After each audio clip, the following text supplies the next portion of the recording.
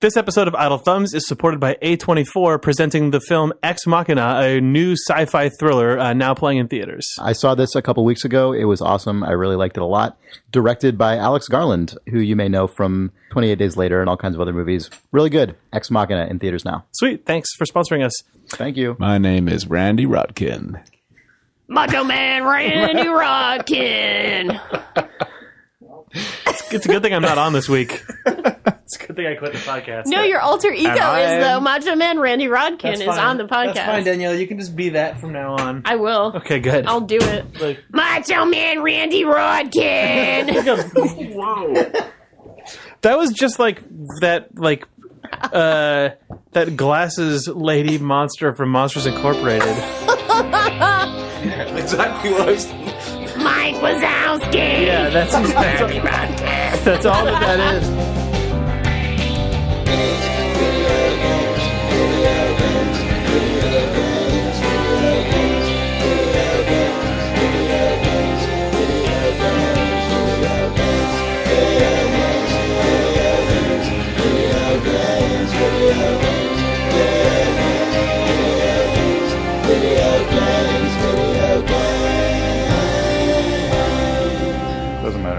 It's May 6th, 2015. This is Idle Thumbs 209. I'm Chris Remo. I'm James Spafford. I'm Jake Rodkin. And I'm Danielle Riendo.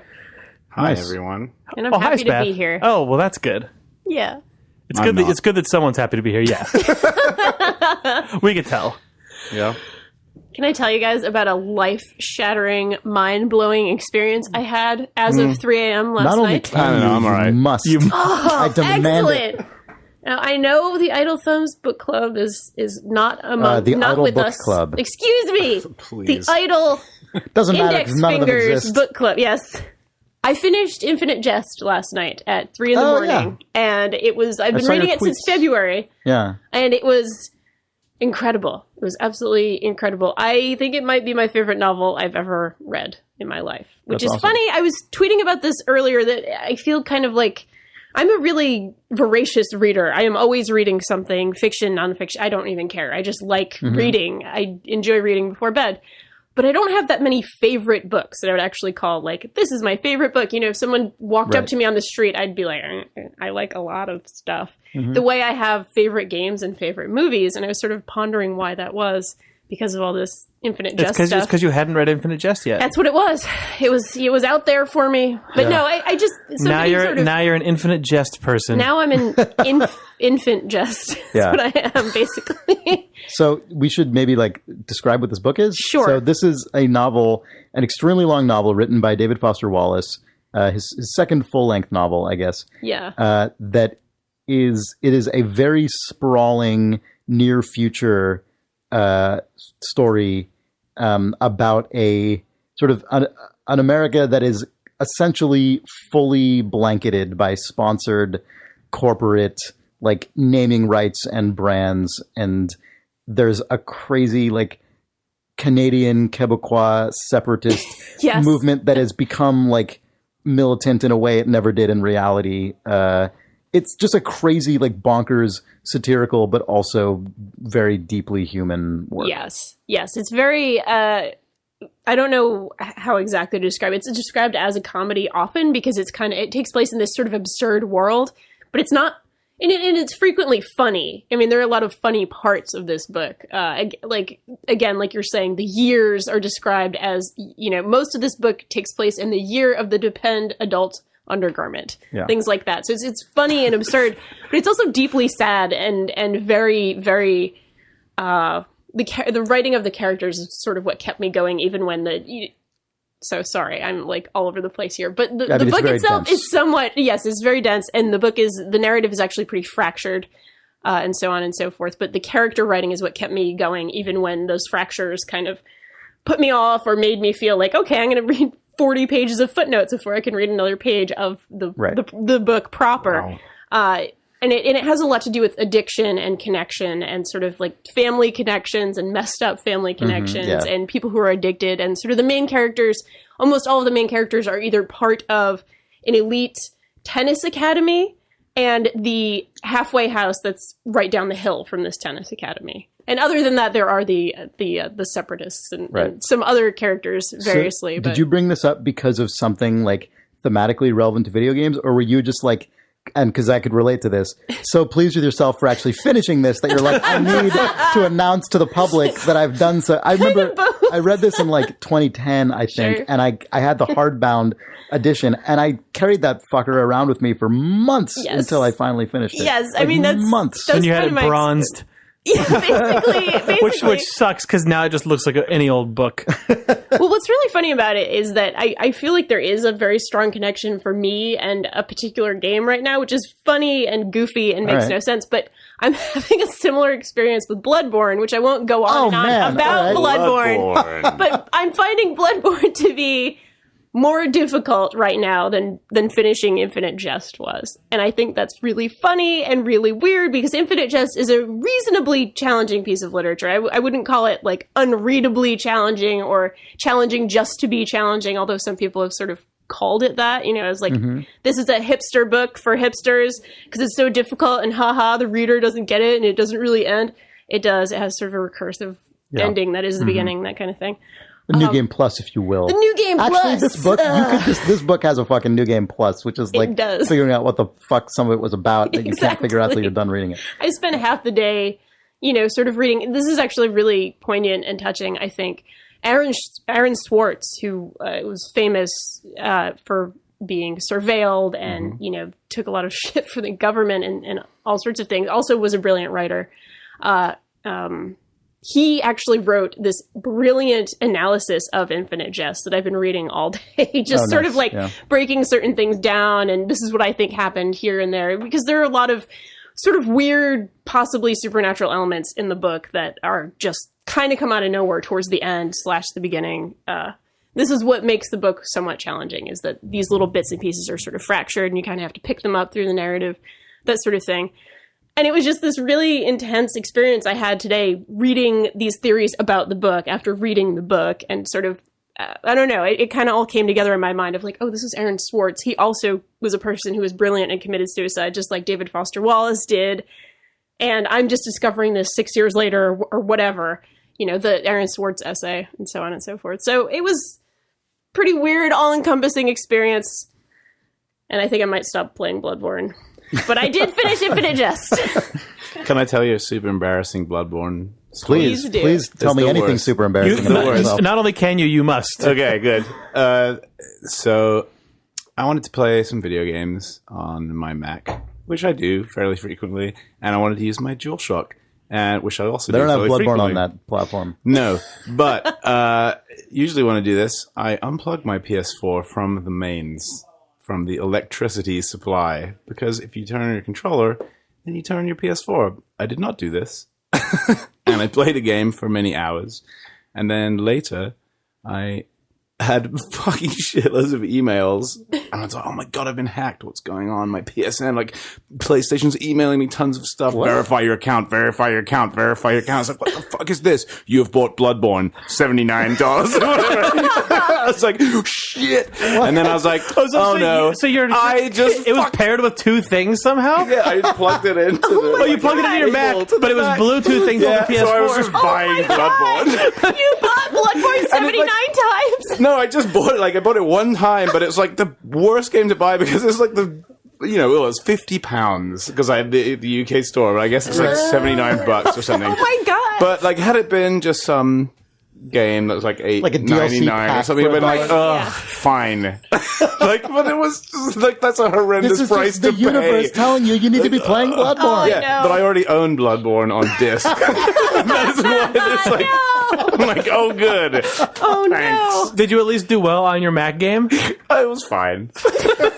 I was playing more of that Westerado game. And it was good. Oh, nice. yeah. But, you know, I was like, I'm enjoying this. I thought Bloodborne! I thought your story was going to be that you somehow had launched Bloodborne and, like, Oh, and like Just being like a boss. It's like wrecked shop in Bloodborne somehow. I thought when you said you were getting a lot of messages, I thought it was going to be all your friends, your PSN friends, being like, "You suck at Bloodborne." I can't believe it. Because they were like invading your game or something. These are all possibilities. Instead, it was the worst one where you paid $80. I paid a bunch of money for a game I already own. This is why it's nice that the Xbox 360 didn't turn on until your TV was turned on. That was annoying in true. all other ways. Do you remember that? I don't know if the Xbox One did it, but the 360, you'd power it on, and it would, yeah. it would just That be is like, true. I'm just going to wait till Oh my HDCP God, that is was enabled. so annoying. And then you'd finally turn it on, and it goes, whoop, system update. You're like, Yeah. fuck you, why didn't you just do that in the half hour when I wasn't caring about you because I was eating? I'm the kind of like, I hate waiting for like dumb little things like it to cycle through and do all that But stuff. see- So I'll just walk by it and like turn it on and be like, in a few minutes I'm going to want to use this. And this is a little tiny annoyance like ate at me. Think about this, though. Think of all the games you could have accidentally bought but didn't. Saved So you. think Saved of you all on the the Jay fly. Allard was right yet again. Allard was right. He didn't want you to buy Bloodborne. Oh, that's correct. He still doesn't. I don't think he cares. I think he wants you to buy like BMX bike wants you to buy security a cool systems. bicycle lock. Yeah. Is that what he's doing now? Oh yeah, he's got this website. It's like Project 529, I think. I'm going to figure out if that's what it is. And it's a bicycle security company in Portland owned by Jay Allard. That You got sick gear. But is it sick BMX bikes or is it? no, it's like all about basically what it seems. Okay, what it kind of feels like to me is that Jay Allard is just like he was a former engineering dork nerd guy Yeah. who then got like sort of slowly morphed into extreme sports guy and is now just like full on Portland like biker artisanal guy in his middle age, but who is like really, really, really annoyed that the place he lives like isn't entirely a just like utopia for other like bicycle community dorks, and there are also bicycle thieves who live there, and he no. seems really like personally infuriated.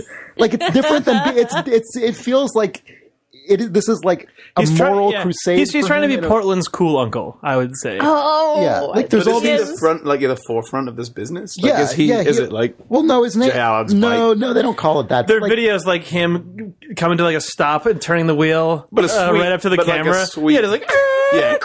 don't you hate when your bike gets stolen? Oh man, this is a bummer. The reason I have this like overly specific theory about it is because their website seems different. we now. trust you, Chris. But like they have all of these baikus. They What? bike Like a hike? haikus. No! Yes, that are. It doesn't look like they're on their mobile site. Maybe they changed their site and they don't have them anymore. But they used to have these baikus all over their website. Oh, And goodness. they used to have a lot of like slogans and like fight the power. And Jay Allard's was like, mottos aimed at like bike thieves of shit. Like we're gonna. It was weirdly vindictive and like very aggressive.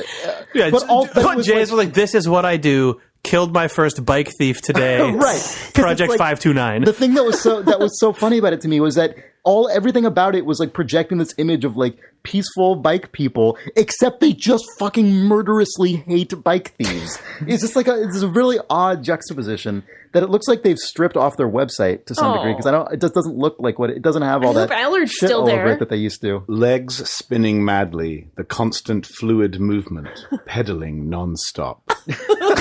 Where did you find the baiku? I just googled bike haiku. Oh, okay. Is this one from them or is this someone else? I don't know. Attributed to Baiku 429. If I just do baiku, I'm gonna Stop, you guys, stop. Video games. Stop. Stop. Video games are the best. Well, anyway, so that's what here's- Jet Allard update. Okay, here's a baiku from. This is the kind of thing that I was talking about. Bike thieves suck, so join. 529 today to take a bite out of crime. That's not even a haiku. That's terrible. That's just one. I like that middle bit. That's one 17-syllable sentence. That's 529 to join today. Is that- I just love the McGruff reference at the end there. Yeah. Taking a bite out of Sorry, it's crime. to take a bike out of crime. Oh, take a bike out of crime. This has to stop. Yeah, I have to admit the portrait of Jay Allard there looks a lot like young King Tommen without hair. I guess it does. That was my poetic thought of the evening, of the day. Maybe if he had a wig Of my life. from Good Wigs, That's right. That's he right, would be if he fine. did. Yeah, all of these things. Has anyone played any video games? I have. Oh man, that's a shock. I realized I played 2 video games, but I cannot speak of them. You- so oh. I so nearly I'm played sorry. 2 at once, but you've heard that story. Yeah, that's right. I liked that. I liked that. That was pretty good. I played 1, but I'm willing to bet Danielle's are more relevant and interesting. No, I doubt that. Chris, Well, you what- go. Well, Danielle, you do one, then Chris, you do one. Okay, I'll tell you about the coolest game I played this week. Oh shit! This is a cool game. I bet. It's a game called Gardenarium. Gardenarium. I saw this somewhere, but I didn't look into it It very doesn't much. sound like the coolest of games. It was really but cool. I'm giving It you was the a benefit cool of the doubt. game. So What is it? this is this is made by Paloma Dawkins and Kyle someone. The co-op people, they make like tiny little indie games on itch.io and things like that. This is them. Kyle Carler, I don't remember. I'm sorry. I'll look it up again before the end of the episode. But this is sort of like a very hippie, pastel-hued walking sim with a little more ambition. So it's by Paloma Dawkins and Kyler Kelly. There it is. Sorry. Thank you. Thank you for having that handy. You're welcome. It is a trippy, Timothy Leary acid trip, but happy and pretty pastel All right. hued world Okay. that you are walking through. And you are picking up garbage, you're picking up cans as you walk through this world. And as you do that, plants grow and flower and things get really happy and wonderful. And you talk to all these little people. Some of them are little creatures. Some of them look like people. Some of them don't look like people, but they're all people, I guess. And you are on a cloud talking to these people and exploring this world. The coolest part about it is that everything in the world, so it's basically a 3D game, it's a first-person game, but everything is billboarded. So all these weird little effects, so like when the plants are growing or where things are growing after you've picked up the garbage, all these weird billboarding, Like Wind Waker. like sort Like of the- like Wind Waker, yeah, like right? the way like that the water, like like the sprites, water and like explosion effects. In Wind exactly, Waker. like all of that stuff is just sort of like happening in front of you, and you can see how it's billboarded, and you can actually talk to the little people and their little speech bubbles. You know, yeah. they Oh, that's cute. switch with that effect. It's really fun and really, really pretty and chill. It looks like a kind of like very simplified sort of cross between like the Yellow Submarine era, like Sure. psychedelic animation and like Adventure Time or something. Yeah, absolutely. That's a really, really good descriptor, I think. It's also, this is the part people don't know about it. Once you get to a certain point in the game, it also becomes a spaceship sim in a Okay. paisley psychedelic world. It's Is just that a spoiler alert right there? I hope not. Either spoiler alert or selling it is the question, right? it's one or the other. true. There are other cool things going on. There's a little bit of platforming. It's really just a very trippy, pretty little game that's like a really good palate cleanser between, Yeah. other kinds of games or more mechanically ambitious Between like games. Bloodborne, accidental Bloodborne, Between Bloodborne and more Bloodborne, which is, yes, disc copy, digital copy. Loved it so much. All Owned it these twice. things. So this is called Gardenarium. Gardenarium. You know what you just said? It's like also has a spaceship Yes. sim in it. Sort of a space. Yeah, let's go with spaceship sim in it. Have we talked about the Magic Circle at all on this podcast? I don't think we I have. think so. Do you guys know what this is? No. Okay, this is a game that is being made by two guys I know who I worked with at Irrational. Well, no, that's not really true. I worked with one of them at Irrational. The other one, Jordan Thomas, worked on the original BioShock, was creative director of BioShock 2, and then worked on like the latter stages of BioShock Infinite. He's one of the two main guys. And the other guy who I did work with at Irrational is Steven Alexander, who worked on BioShock 1 and Infinite, and is like just these guys are both really, really talented. And then they have other people working on the game as well, but they're the sort of primary force on it. And it's a game about a game under development. Like it's a game about a game that has been made and remade and delayed and like gone It's through about development Infinite. hell for like a decade. Yeah. It's really That is a good game for people from Irrational and Yeah. Descendants to be making. It's kind of it's really Yikes. it's really interesting. It's a really weird game. Like you're sort of playing this game and there's like the soul of the game has like developed an awareness of itself at this point, like gestating. I'm not I played like a very early build of it ages ago, but I have not played it since then. The reason I bring it up is because they did some press recently and like put out some video and screenshots and stuff. And so that's the stuff I'm talking about. Like, I'm not talking about like secret things I've seen that no one else has seen. Sure. But the reason I bring it up is because I don't know what the fucking deal with this is, but I really want to know. One of the things that they released recently was like a game. So the main game looks like concept art that you're inside of. So it's 3D. It's made in Unity as far as I know, but like it's all hand like sketch illustrated and like with shader work to approximate like pencil shading and so on. So it looks like you're in this like incomplete world that hasn't yet been built out. Or at least that's what I thought it was. But there's also apparently just like other stages of the game's development in this game. One of which I guess is like basically System Shock 2.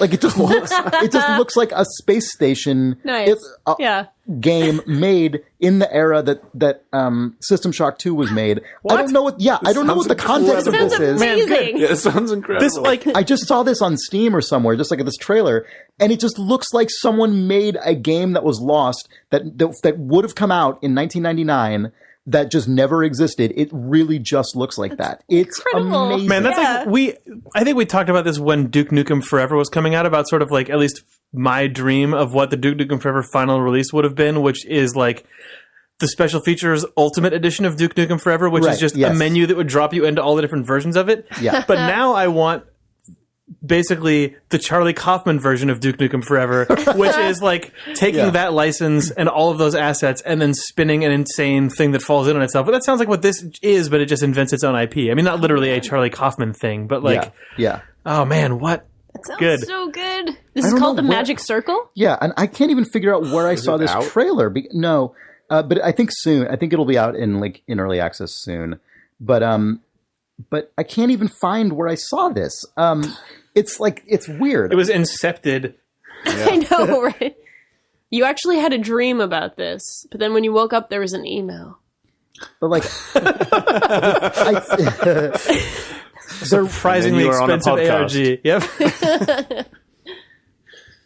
Whatever. It's okay, Chris. It's okay. God, I guess it also includes a text adventure. Or no, the fictional game is a remake of a 1980s text adventure. So like the story is there was this 1980s text adventure that like was sort of a cult classic, and it's being remade by this like hotshot creative director, but it like became this just totally is this just a metaphor for the Bureau XCOM Declassified?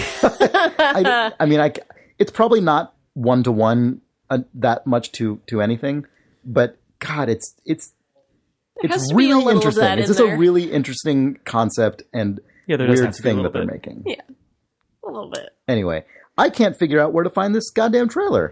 They have this whole like Twitter account that was like doing weird guerrilla marketing for the game that was as though like testers or other people who worked on the game were like speaking out about this fucked up development process and so on. And the first time I saw one of them, someone just like retweeted it into my feed, and I thought it was an actual like expose that someone was trying to get out there. It was Rob Zachney's tell-all story of the Magic Circle. It was EA's spouse leaking. That would be a really good ARG entry point. I hope that they're not. I hope that they're not being too clever for their own good with the promotion of this game, because I'm having a really hard time actually finding their it's the way it was intended, Chris. Yeah. Is it part of the fiction that like a CEO came over and fired those QA people who spoke out, and then so they actually have to like reposition themselves as somebody they had else? to like oh man, okay, here's the fucking video that I was talking about. Look at this shit. Oh my god, yeah. Okay. It just looks like made like System Shock 2. It is 1999, Prey 2. Yeah. No, Prey. What was that really good one from the original Prey? The original. Oh, the GT Interactive Impossible trailer. Geometries. Yeah. Impossible. Yes. Yeah. Impossible Geometries. Anyway, look up the magic. It looks like this actually. The article that I found this video in was on Polygon. Oh. Yeah. So the headline of the article is "The Magic Circle Short Story," I guess. Anyway, I'm rambling too long about this, but you saying that game included like secret spaceship sim made me think about this thing that I saw It's last all week. secret and was games, just like, yeah. what on earth? It was really exciting. Oh, that sounds awesome. Do you guys want to take a break? Sure. Yeah. All right. Video This episode of Idle Thumbs is brought to you by ProFlowers.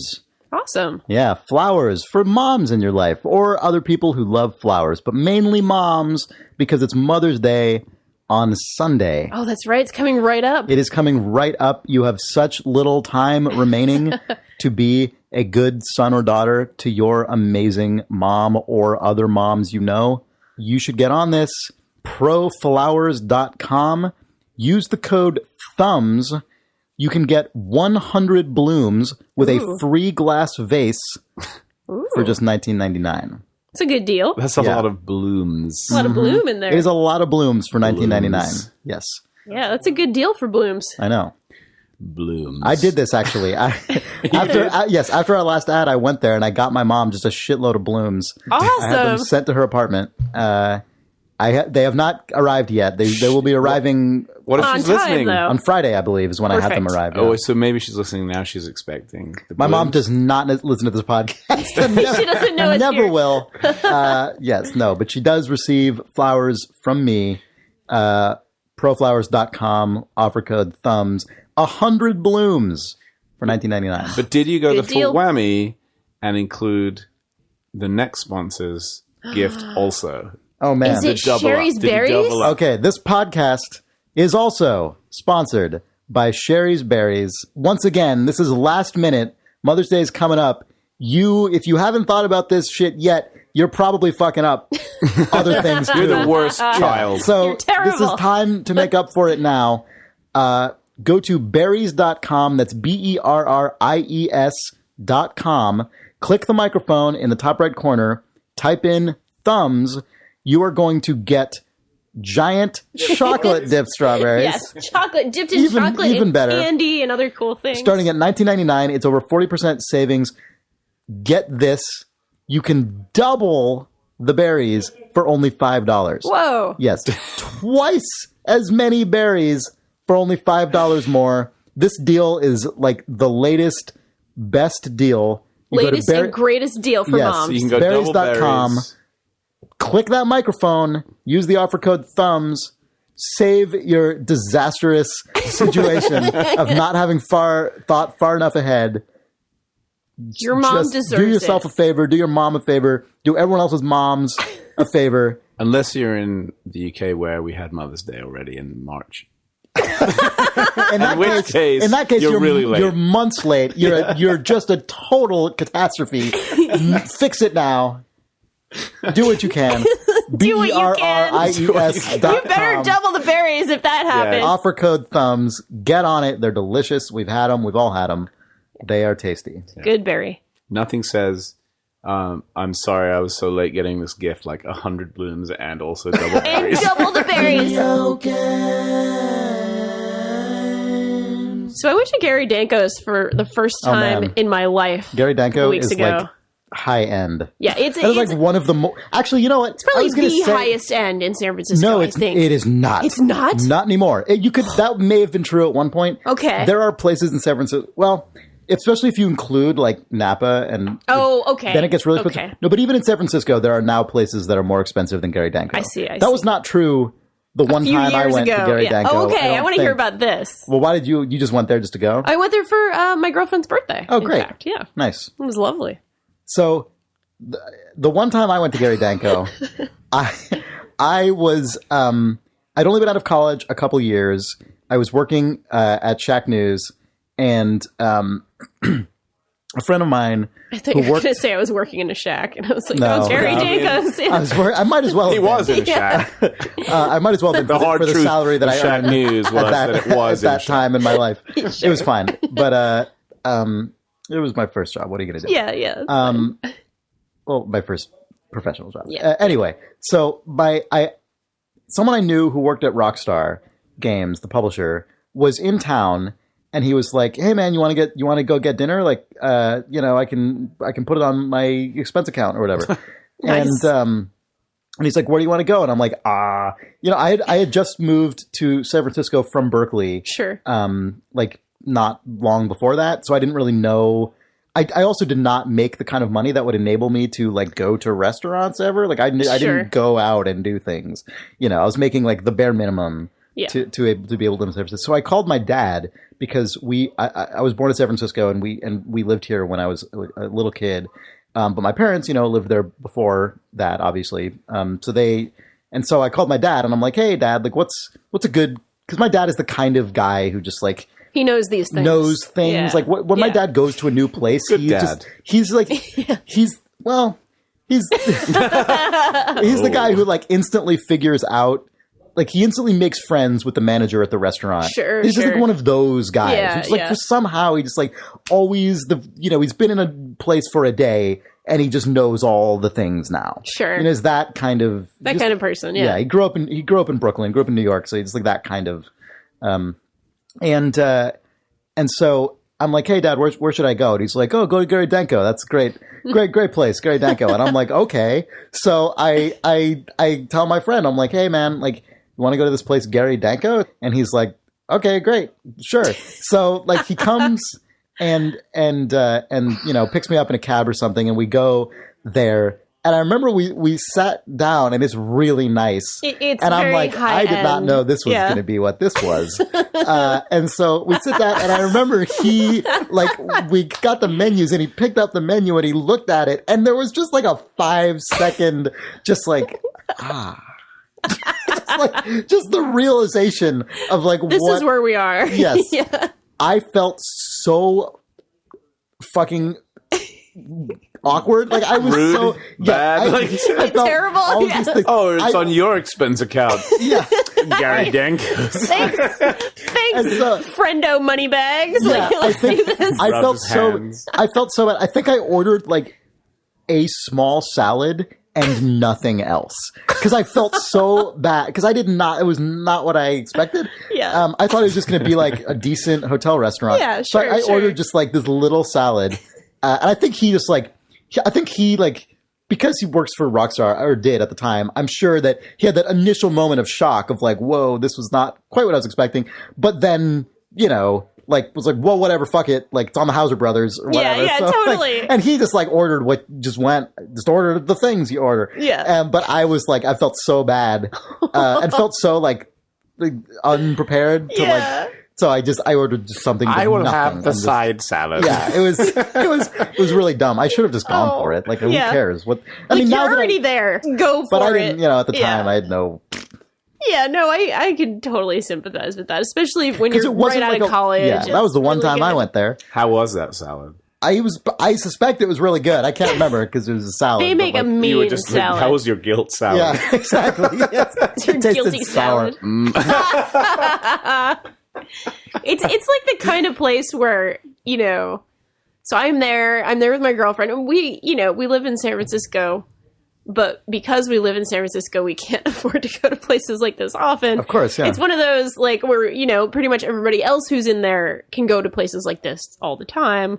And we're kind of sitting there in our, like, finery, which we break out every 6 months to actually wear. You know, it's like just kind of ridiculous. You feel a little bit like, okay, totally. I'm here, and I'm going to now pretend to be, a very hoity-toity. Yes, I'm going to pretend to be a very like well-mannered adult, casual about this. Like no big deal. NBD. Right, this is fine. Thank you very much. Like, you appreciate it, but you're not like overwhelmed. You're exactly. Just like, of course, this is. I'm used to being in this situation. Oh, please explain to me the cheeses. Yes, I would love to know.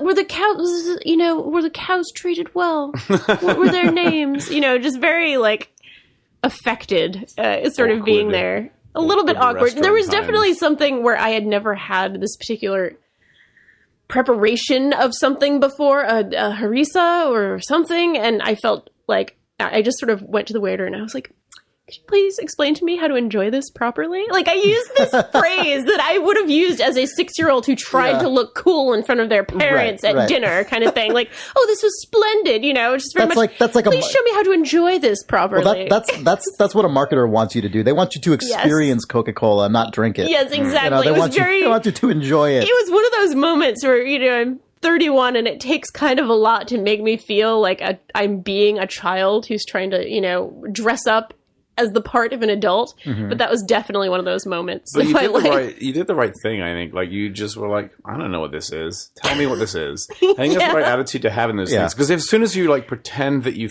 know what That's the when they hell know. this French is, and, like, Yeah. I know what that is. It's really easy to get caught into that, and it happens to me constantly, but then you just have to remind yourself, ugh, nobody knows what this shit is. Just be like, what is that? And they will say, oh, it's like a stew. Like, okay, cool. Just explain it to me. Yes. That sounds good. Yes, absolutely. Thanks. Maybe you should say to the waiter, like, look, there's a big tip in it for you if you make it look like I know what the hell's happening. Absolutely. Oh, hi, Jake. Did you enjoy that story, Jake? That was really good. It was about a waiter, I guess. Sort of.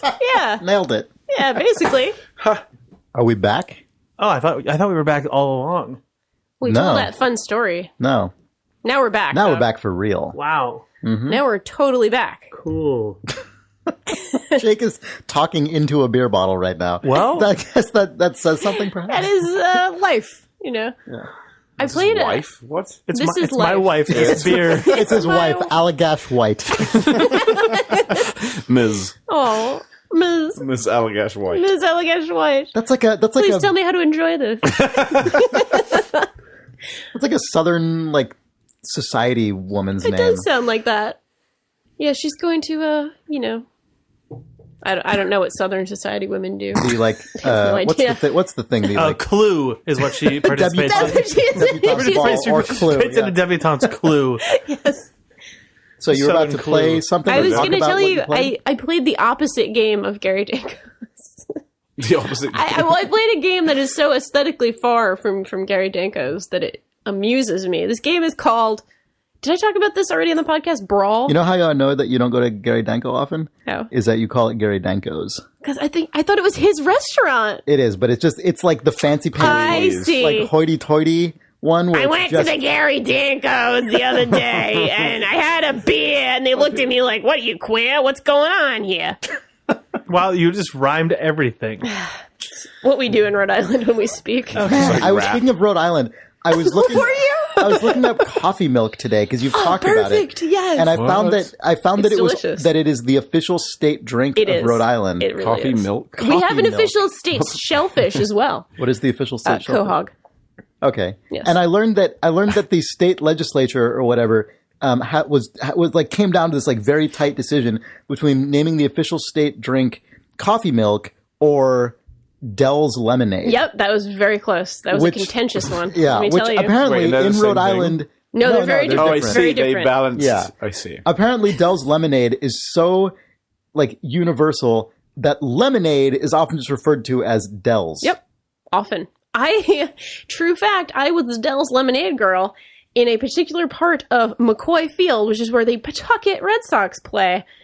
Professional AAA baseball for a great time in my life. Nice. Yes, the Dell's lemonade girl. That's cool. That was But me. what is coffee milk? Okay, so coffee milk, I'll tell you about it in my accent so you know it's for real.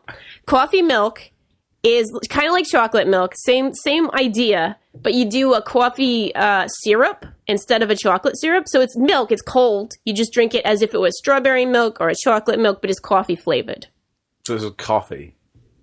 Sort of. It's like a coffee. It's like a concentrated like a- coffee syrup. Yeah, it's with a very lot of milk sweet. It's that very you pour milk sugary. I into. see. It's okay. Yes, I've that's never right. had Coffee this. milk. It's delicious. I thought It I didn't sounds realize that's what it was until nice. today. You just thought there was just a like- less fancy name for a latte. Yeah, exactly. Well, no, I thought it was even less fancy than that. I thought it was literally just coffee and milk. But Well- no, but it's Chris. but the no, coffee there's syrup also is a different sugar. thing. Coffee syrup, it's totally different. Like kids have it. It's not like I wasn't allowed to have coffee as a little kid, but I could have coffee milk because it was just like chocolate milk, but with coffee instead. Is it caffeinated?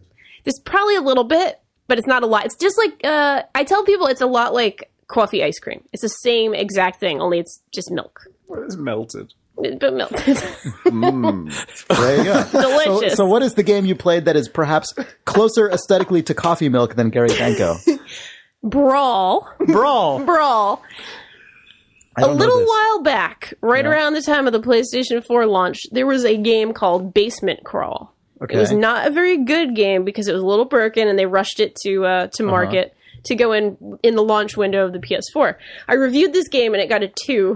'Cause it was no. really broken. It was really Yeah. broken. So the premise of the original game of Basement Crawl was basically kind of like a 90s grimdark Bomberman. Basically just a multiplayer Bomberman style game. You're on a grid, you're throwing little bombs at other little creepy people and blowing them up. Just like Saturn Bomberman, but with these horrible, like, evil clown and evil other guy. Yes, okay, I'm looking at this now, and there's like a dark, like, teddy bear with glowing eyes. Evil teddy bear. That's right. His leg is being chopped off by a bear trap. Exactly. And his mouth is like wired shut. It's stupid looking. Classic character. Yep. It seems like your favorite kind a of lot of that. Oh, it's my favorite favorite kind of game. So, Bloober Team, which is the team This who game made got this bad game, reviews from everyone. It was really broken. They came to America to show us their new version of the game, which everybody gets for free if you actually bought Basement Crawl. You get this newer, better version that actually works. Oh, so Brawl is a new version of Basement Crawl. Exactly. Only it works. This team has a weird history. This team has a weird, like, sure does. history of games. So their first game was called Double Bloob, which I guess is why the team is called Bloober Team. Probably. The second game was Music Master Chopin. They made a game called Amen. Amen. Or A-Men. A-Men. And Amen 2. Then they made Basement Crawl. Then it was Basement Crawl. Then they made... Oh, no, they're making a game called Last Flight. And they also made Brawl. Yes. Brawl is actually a really fun Bomberman game with, there are a million different modes. It's a couch like a co-op. glowy-eyed clown. Yeah, with the evil clowns, evil teddy bears, things like that. The aesthetic is very Twisted Metal, like 1998's, most hardcore evil clowns, but it's actually a fun little party game. So they made good with I think the narrative here is that they finally made good on the whole thing, and they arranged it with Sony to actually give people a free version of the better game. Right. I like Bomberman games, so I dug this. I thought it was fun. Sure. I don't really care for the evil clown thing, but Fair. If you had to adjust your 2. Oh, for this game, I mean, this game would be more of a 7, I think. Or maybe potentially higher. No, I don't review games score anymore, but I just with the couple of hours I spent with it, I think this is a very serviceable, fun Bomberman clone. And nobody's made a Bomberman game in a really long time. FYI, this game's available on NVIDIA Shield. Oh, there you go. Cool. Press release. Is it like a local co-op thing? Like it is Bomberman? It basically is Bomberman, yeah, but with these characters. It is Bomberman. This is what happened to Bomberman. Well, it's a better Bomberman game than what the Bomberman people have been making, or that last The opening cutscene is Bomberman just putting grease paint on and, like, severing one of his limbs and replacing it. And being like, you thought... Putting on a clown costume. You thought bombs were funny. His makeup goes back out there. That's what he is. You thought bombs were funny. Huge just stadium floodlights turn on the Bomberman map, and just a rolling barrel on fire comes out, and then it's and then a cat with his mouth wired shut walks out. Yep. Oh, that would be Brawl.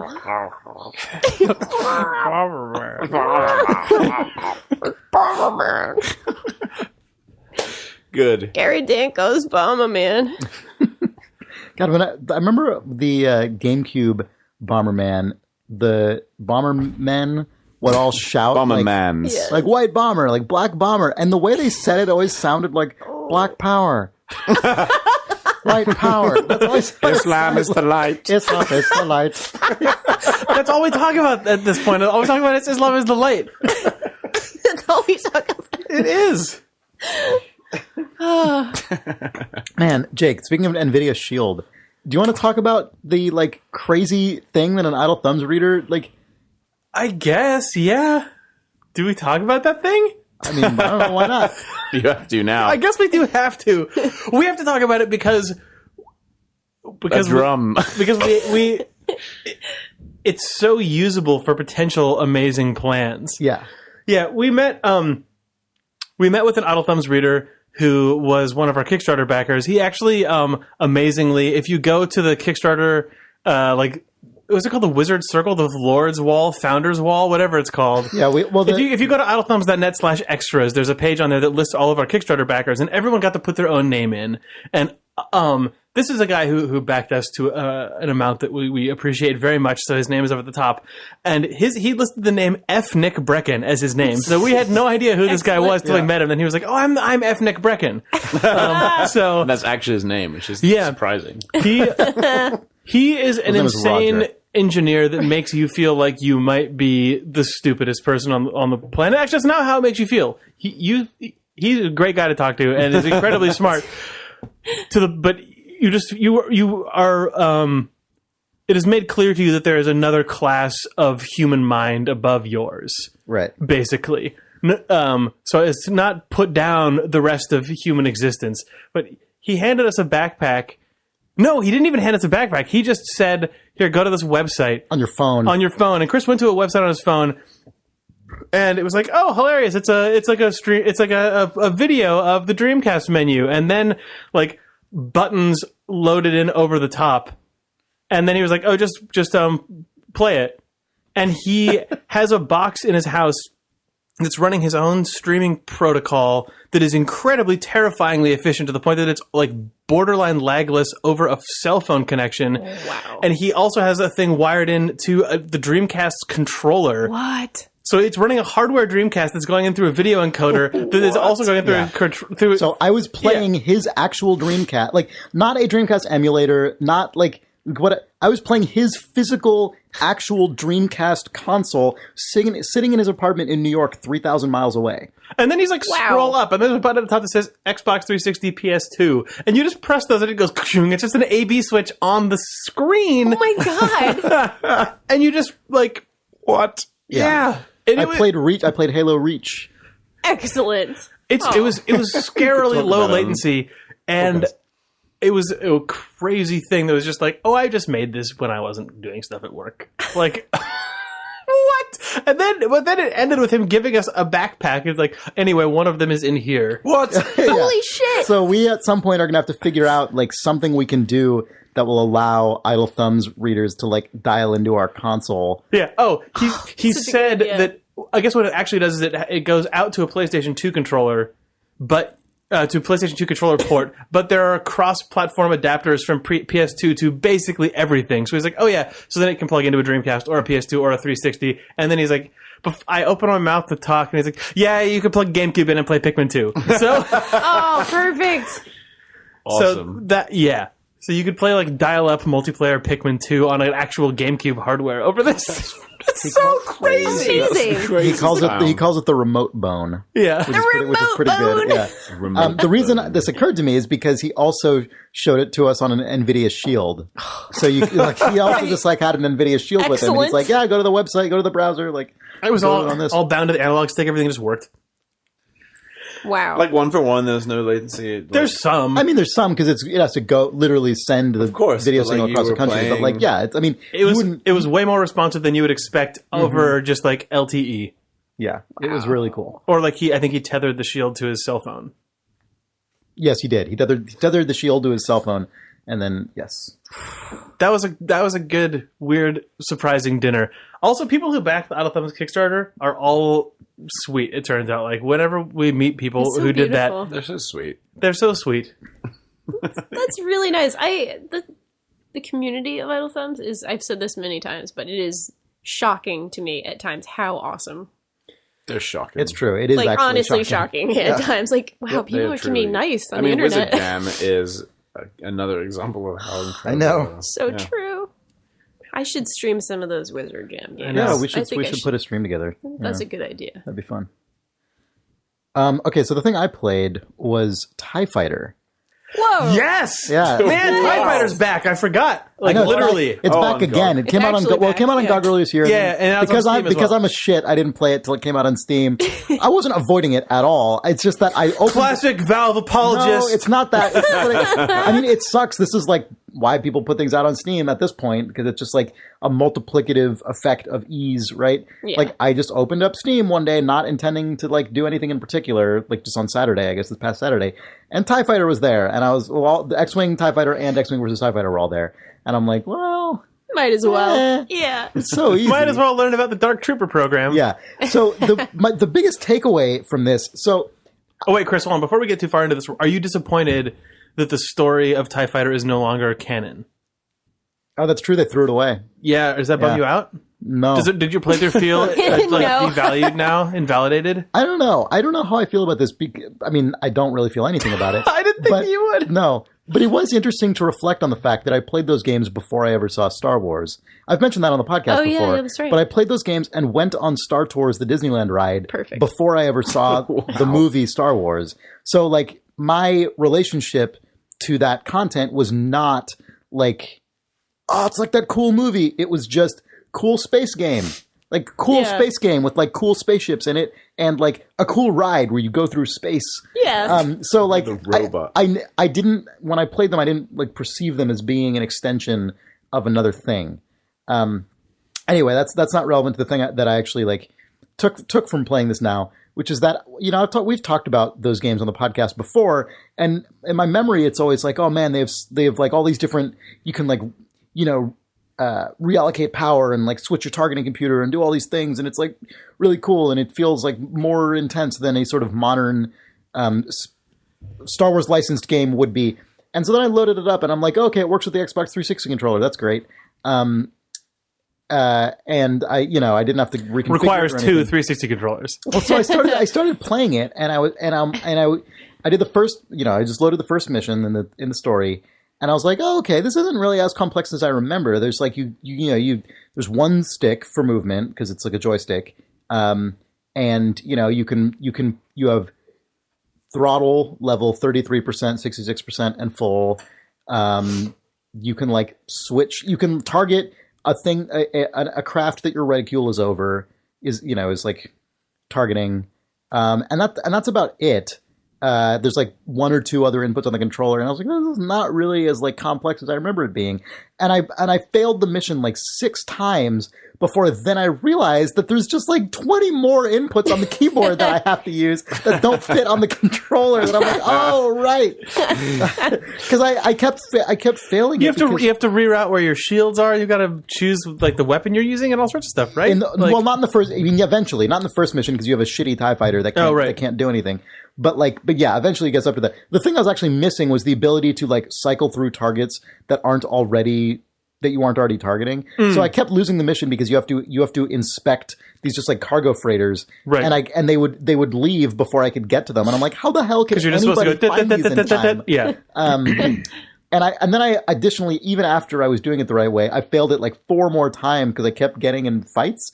And I forgot that, like, no, this is not just like what a video game would be now. This is literally just, you need to just calmly inspect these, like, cargo vessels and don't get shot. And that's the whole mission. And it's, like, kind of tense and, like, a cool version of a tutorial, but it's not just, like, immediately start going and blowing things up. And so anyway, I finally did that and played a couple missions. And, then really it turned out that you had bought Bloodborne. All along. Anyway, TIE Fighter is cool. Also, man, I had not seen those introductory and mid-mission cinematics in a while. They're pretty cheesy. They don't age as well as, like, the core game. With Dennis, what's his face as Wedge Antilles? I don't know. It's a shame they're not canon. The TIE Fighter stuff, it's all, like, just limited animation, like, pixel art that just occasionally changes facial expressions and stuff, right? Yes, yeah. that's what it is, yeah. Like Wing Commander, I guess, probably. Until Wing Commander went FMV and had Mark Hamill. Right. Oh, yes. Yeah. Oh, man. It was cool. But that is canon. Well, it's Wing Commander canon. I don't know. Yeah, I guess it is. I guess it is. I hope it's so. canon for that Wing Commander movie that came It's out Mark in Hamill 1998. canon. Oh, yeah, it might be. I took a bunch of my friends on my birthday to see that movie. That was my birthday party. And Seeing Wing are you Commander. still friends with them? I mean, I was, 15? Yeah, so are you still friends with them? No. I've talked about this before. Incorrect. When I saw the Wing Commander movie in the theater, it was impossible. One, it was impossible to enjoy because it was the Wing Commander movie. The other reason it was impossible to enjoy is because the person in the seat in front of me, whenever anyone would fire, like, the guns in their ship, he would also mimic it and, like, get into it. Whoa. And, like, say Wing Commander-esque things and, like, just pump his fist and say, yeah. Oh, man. Anyway, whatever. I talked about that before. That reminds me of something we talked about last week, which was that show Life with that terrible Prince of Persia thing. I was right. It was a woman who actually played and beat the game. What happened? Was it? Yes, Okay. They bring up the nerd. They bring up the male nerd, and he like starts playing the game and dies a bunch of times. And then Sarah Shahi takes over? I don't know who that is, but like then someone like looks around and they notice this like girl who's kind of like oh my god, you're huddling right. in the like peeking around the kind of nerdy girl. And she is mimicking all of the controller motions. Oh my god, you're in absolutely her hand. right. Yeah, You're absolutely right. Yes. Yeah, she's like mime playing the game, like, and they're like, and they're like, oh, Don't move. Yeah. Put a controller in her that's hand. what they do. They like bring her They over really and do. they like. Oh no, they move her. They should move the controller and just keep her hands moving exactly Her as hands they are were. moving perfect. They were wired back then, Jake. You couldn't do that. You're absolutely right. Yeah, I was and then just she remembering sits down and she like is in and the then zone. she plays it. And she plays it and and wins then it. unlocks the file, which is the Yeah. mystery of the Right. case or whatever. Sarah Someone Shahi. of the Idle Thumbs forums, I think, pointed out, after we talked about this last week, that at the time that came out, that game had already been out for years, and the like re-release of it was still a while away. So there's no way this was like actually a marketing thing. And also the way the game that was presented was so unflattering to the game, with this just like terrible typography plastered on top of it, and just didn't make any sense. Just like really bad way. So they're like, this apparently was just what the writers of the show thought was cool. That was Like, a cool game that this criminal would have put his files in. hey, Ubisoft, we're wondering if we could put a Prince of Persia. Oh, the new Prince of Persia. The guys, they really like this one from like 2 years ago. Yeah, whatever. I mean, okay, sure, that'll be $200,000. Probably. I don't think so. No, Probably not. they probably just used it without any permission whatsoever. I mean, at least that was a real game. I don't know if you all watched the Gamergate episode of Law and Order, but they had Weirdly, I didn't. fake games. No, I know, but it's just like they just obviously had fake games in that Right. as like this is Gamer 2000 or whatever bullshit name they They made had up. fake for it. games to go with their fake gamer girls. That's what it was. Fuck, I know. That's what it was. I had to make gifs of like every scene of that episode. That was ridiculous. I didn't even know there was. I didn't That was even my know life. that there was this. I don't even know what This you're talking about. There's a very special episode of Law and Order SVU 4 months ago, that was all about basically Gamergate. Oh, I think I saw people on like post Tweeting images it of this, and about I or didn't know what it something. was. Anyway, Yes. cool television video games. Yeah, cool. The coolest, only the coolest. Mm-hmm. Here. God, what happened to Sarah Shahi? I hope she has a career these days. you would know better than any of us, probably. Well, I would have a few years ago, and I still worked at AfterEllen.com. You guys want to do some reader mail? Yeah. Yeah. Cool. Spaff to you. Yeah, Okay. let's do it. That'll be fun.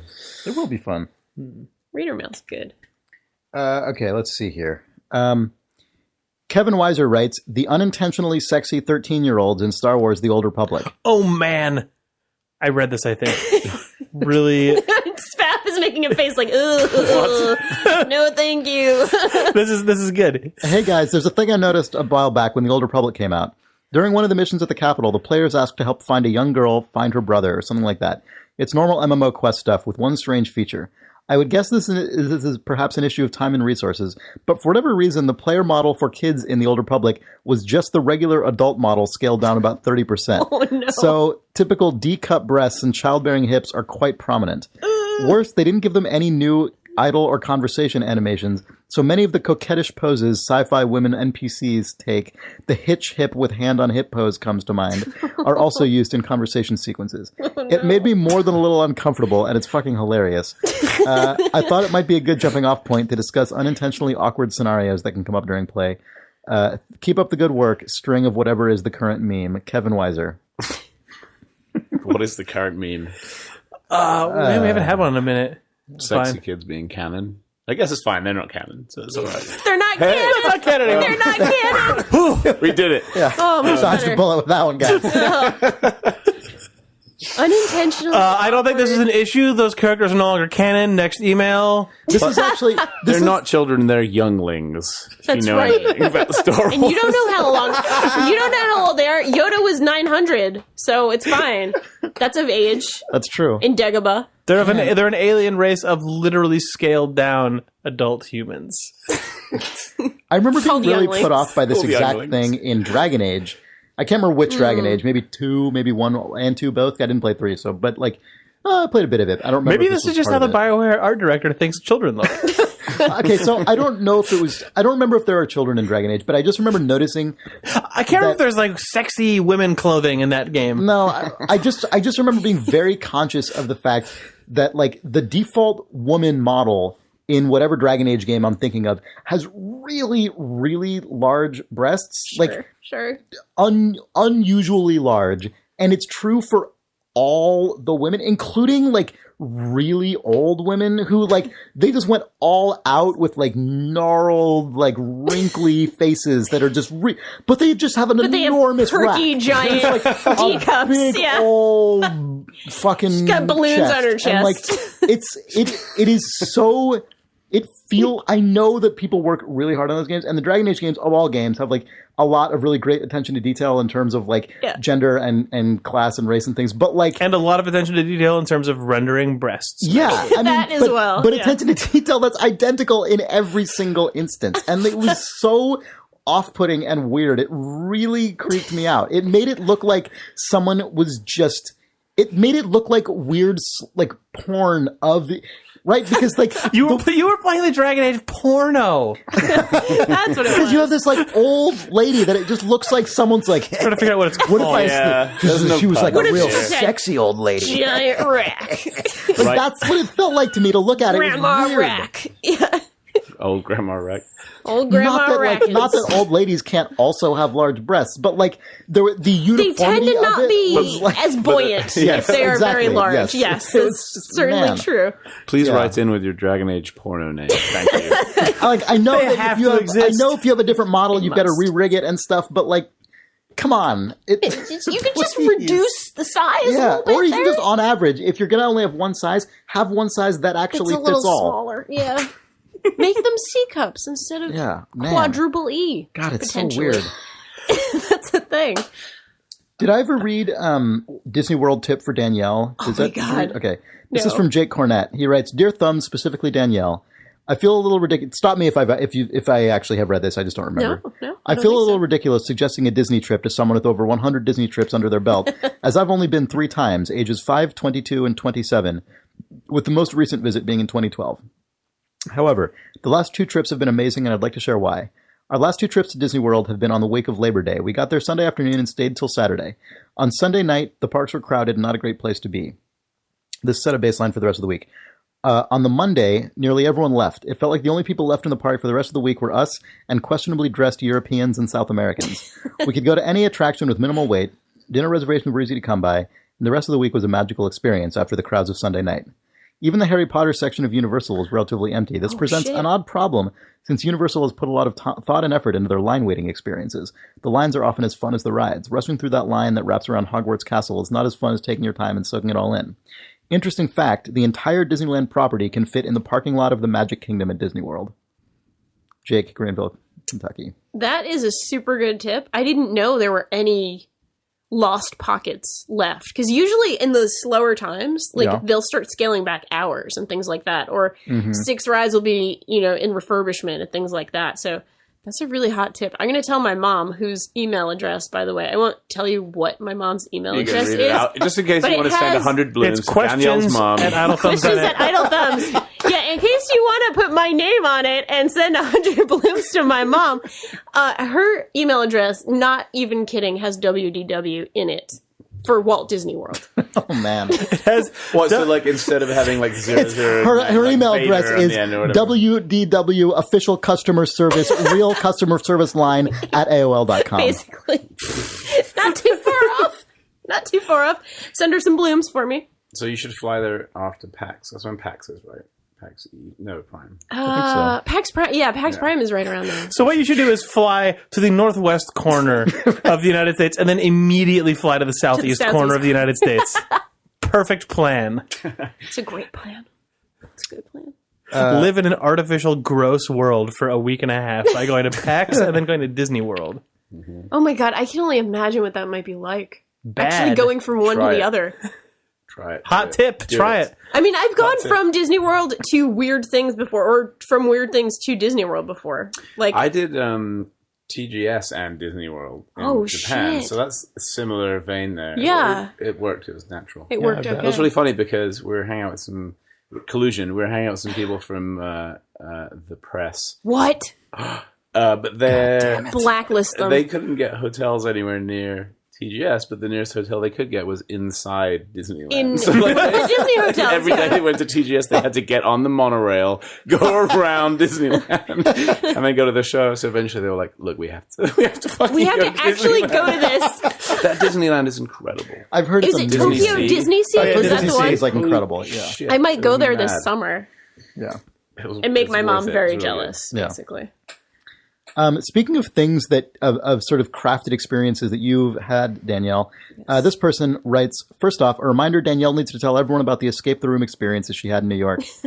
Have you done that yet? Yeah. This is emails Have a I few told weeks you old, about so it? I don't- Or you said you were going to, and I don't know if you ever did. oh, okay. Well, I can. We can do it after this email. She or- talked about this yet? I don't remember. I don't remember. No. Okay, well, go ahead. Yeah, I heard you escaped a room. Almost. Oh. Team Polygon almost escaped the room in New York City. We did the secret agent variant of Escape the Room. So Okay. this had all sorts of... I feel like I may have actually said this on the podcast, but just in case I hadn't, I'll make it quick. It was a secret agent, sort of cheesy James Bond 60s-esque version of it where you had to...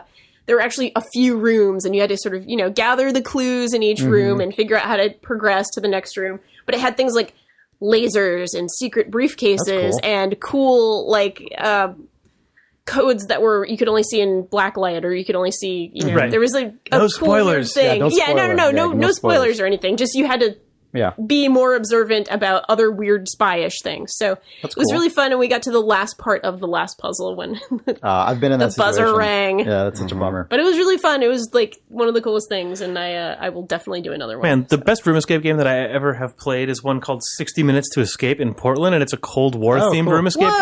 game. It is really, really strong. Like, the theming is just Nice. like That's good. awesome. Oh, that sounds rad. So if you're in Portland and you want to play a room escape game, that one is very good. Like, San Francisco at this point has a ton of them. Yeah, new there's, one. there's a new one coming out. There's a new well, yeah, there's there's an Escape the Forest, the Haunted Forest, or No, there's something. Is a new another There's one? another one that's like Escape the. There's one like, called lab Escape. or There's one something. called Oh, wow. Escape the Time Travel Lab was by the people who did Escape from the Mysterious Room, which we talked Yeah. about on the podcast. But Is they it Scrap? Scrap. That does that? Yeah, Yeah. and they also have one called Escape the Puzzle Room that I think has replaced Mysterious Room in San Francisco. But Yeah, Escape, that's the new one. but right, Escape yeah. like the prison or jail cell or something is another one that they also have coming out soon. That they said construction is taking longer than they thought, which bodes well because their theming is usually not great. Although Escape the Time Travel Lab That was is by great. far the best man, room that escape was game in San amazing. Francisco. It's so good. Yeah. I want to try all of them. Yeah. Yeah, Escape the Time Travel Lab is really good. So this person also says, shout out to Jared, Josh, and the rest of my friends who run the Escape the Room events in San Jose. Nice. So this person continues, I think, writing in response to City Skylines discussion, I assume. We do make electricity from our sewage already. While it's not like, say, turbines, when solid waste is separated from the liquid, it's diverted to digester tanks that are laced with bacteria that break it down and produce methane as a byproduct, which can then be burned to produce electricity. On the other hand, at the other end of this equation, Portland, Oregon is one of a few cities in America that is putting turbines in the potable water side, letting the gravity-fed water turn them. I believe the cited figures were that 4 turbines would generate enough electricity to power 150 homes without impeding water flow significantly. Nice. Yeah, I kind of Go wish I had some Portland. robot news to round out the email, but since I don't, I'll say thanks for doing the podcast, and I look forward to that notification in my RSS feed every week. It's fine. You had Nice. poop news, so We had poop news. Poop energy news. poop You power. love poop news. Cool. Well, Forget Tesla Powerwall. This is power poop. I hope that poop Poo Power power. is modded into City Skylines. If it's not already supported. It's already in there. It's got to be in there. Well, people are just... We talked about this before, I think. People are just, like, venting the sewage through the... Oh, through the turbines? yeah. Okay, good. That's where that email came from, probably. Yeah. I see. Now you're caught up on poo power. I'm still trying to think of awkward things in games from that Oh, yeah. letter from earlier. I think they were looking for examples of it, and They're looking for ones that boobs really weren't were. just about breasts, Yeah. but that's all we talked just about. non-breast. That's all you talked about, Chris. Well, I was all you following ever up talk on, about. Well, you know. the example given. They're a lovely thing to talk about, so it's okay.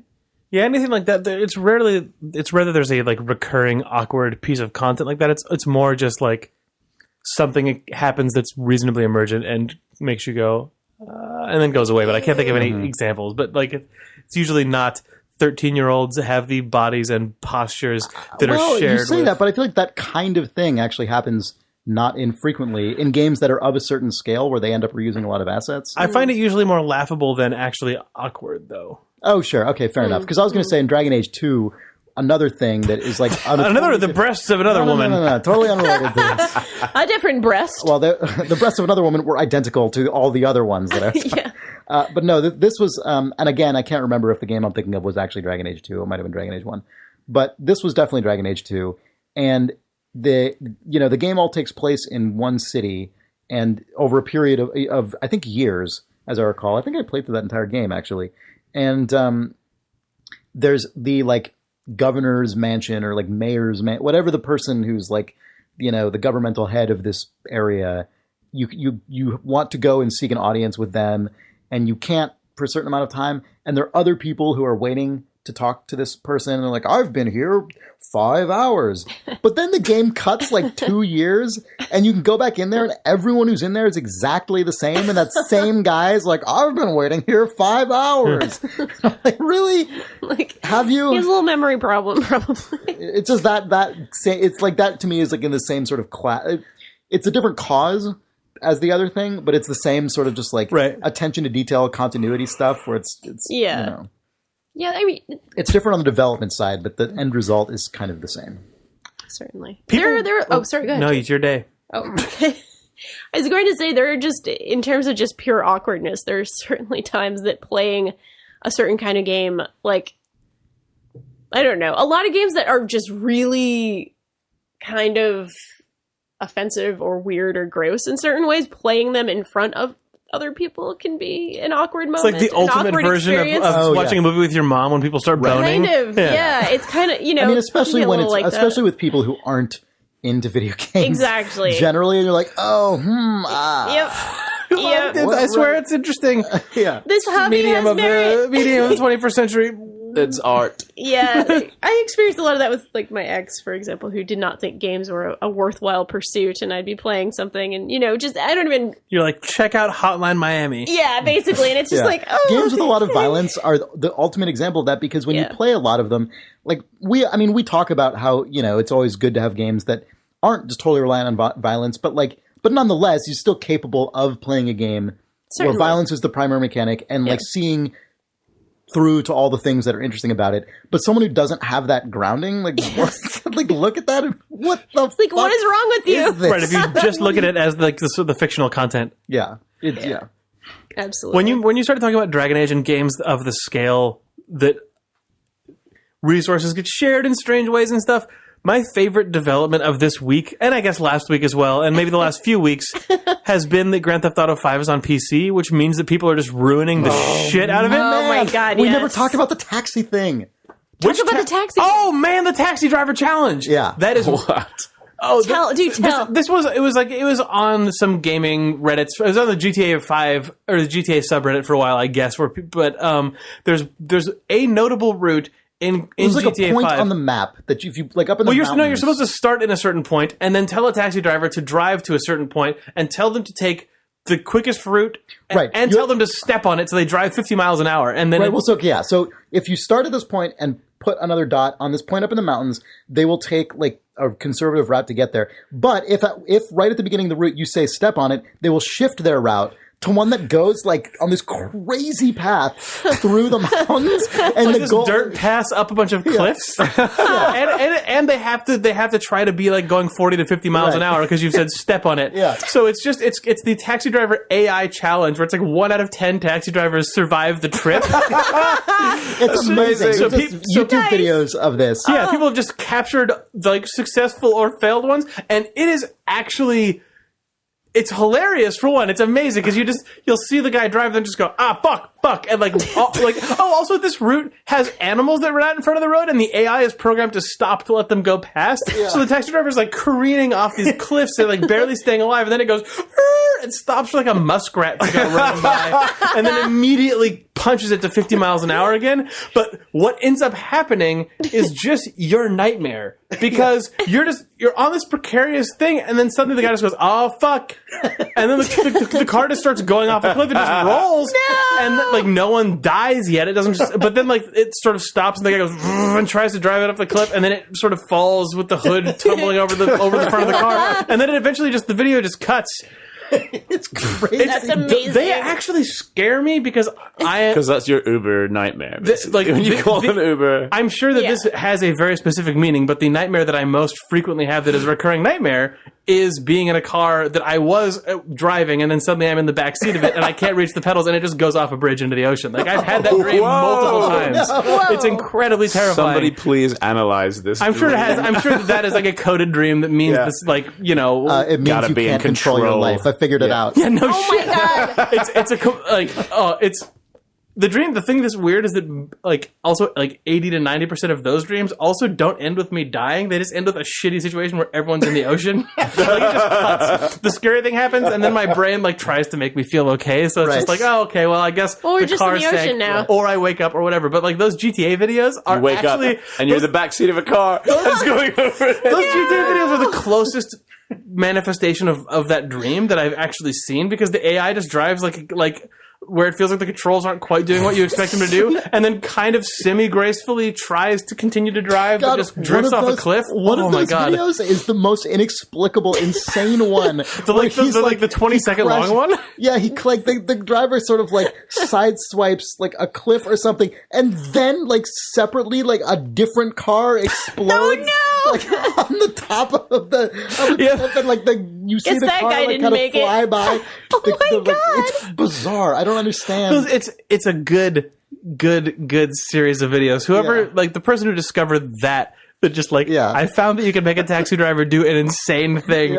And the original post on Reddit was just like, only 1 out of 10 taxi drivers survives the journey. Anyway, here's how you can do it yourself. It's like, oh my god, this is so good. That's amazing. I need to try this out tonight. Yeah, stuff like that that's basically like one step away from a game jam game that is inside of a huge real game. What is happening? Hi there. We're joined now by Sean Vanneman. The face of Sean. About the whale? No.